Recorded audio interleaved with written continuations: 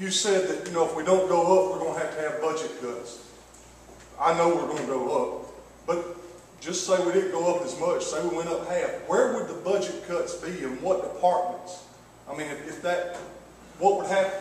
Again, essentially what you're hearing is that the only place that we can effectively cut the local money at this point in time and cut, and again, if we let a teacher go, it's affecting our state money because there's a position not filled or whatever. I mean, there's for every action, there's a reaction. I mean, whatever you do, if you let somebody go, there may be some money that we missed because of that. Even in special needs and the federal money, you know, if you get a fewer folks on that, you're gonna get less funding. I mean, I'm not saying we won't.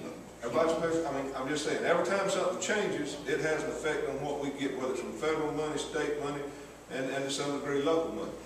But the reduction in force is certified personnel, which are teachers under contract, teachers teaching students in the classroom. Now, that's not to say we won't look at something else in the office or anywhere else, but the majority of the folks are there, and the state's made some allowances for, instead of putting 20 students in a classroom, put 25 students in a classroom. There's things like that. Here's a little bit of additional funding pulled off of the internet from the state DOE, Department of Education. Emanuel County spends $5,613 per student, which is 71.2% of our budget. The state average is $6,087, which is 67.9%. On instruction. That's on instruction per student. The state law says you have to have 65% spend in instruction, so we're doing better than the state average. We're where we should be on that. A lot of questions have been asked about administration and central office. General administration, which is the central office, is $227 per student, which is 2.9% of our budget. State average is $441 per student, which is 4.9, almost 5% of their budget.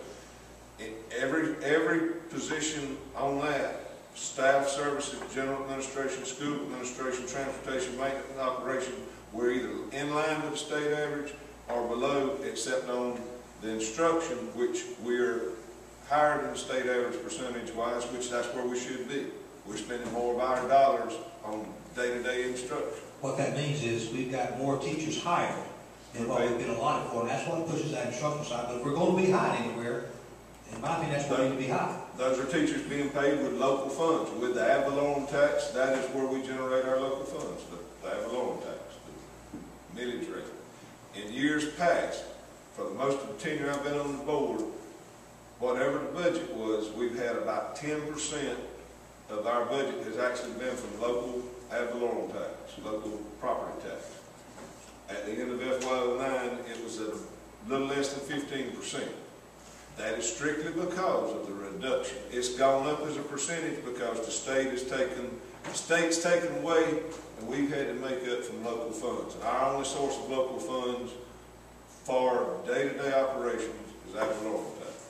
The sales tax, you go back to the SPLOST, and there's some items in the SPLOST, textbooks, computers that we have purchased, that would have to have been purchased anyway.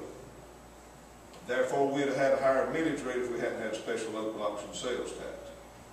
There's some items in there, building some buildings, whether it was a gym or a concession stand, or even some classrooms that's been built at ECI with local option sales tax money, special purpose local option sales tax money.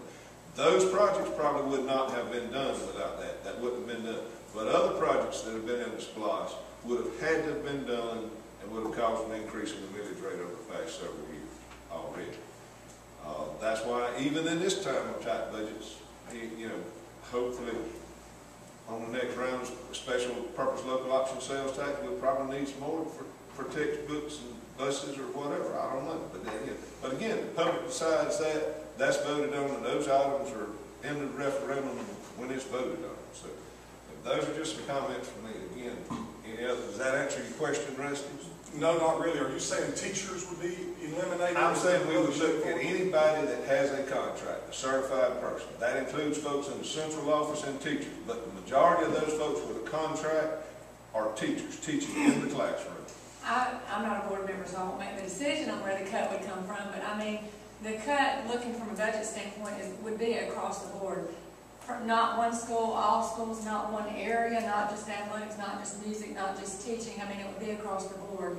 There are a lot of areas that actually aren't a burden on our local tax revenue budget, like the athletics and some of those other programs that have been brought up. Those are actually self-funded through their sale of their tickets, and they do that through their school activity accounts. But they would be system-wide in, my understanding, in all departments, in all areas, because we've already had every principal and every department head turn in budget cuts, and we made those cuts, so they just come back to the table with additional budget cuts. So they'd be across the board, but basically the actual cut would have to be personnel, because at this point, we honestly were rationing paper like it's the Great Depression, even for our classrooms for teachers to make copies. So the only other place right now, we can't skip on any other supplies. It's going to be.